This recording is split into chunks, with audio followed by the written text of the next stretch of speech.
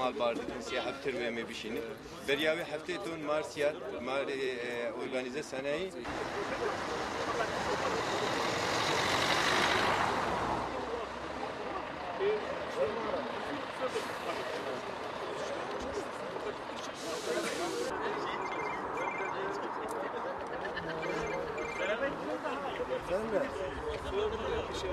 Elhamdülillahi Rabbil alemin.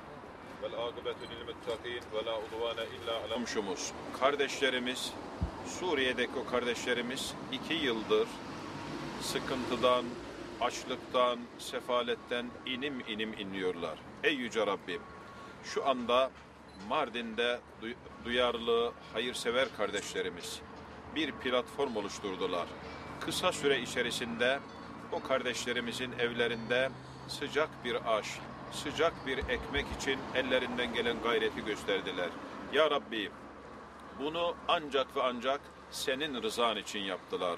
Ve yut'imûne ta'ame alâ hubbihi miskinen ve yetifa ikram ve ihsan eyle.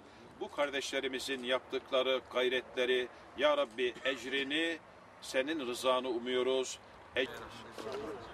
Seda merhaba.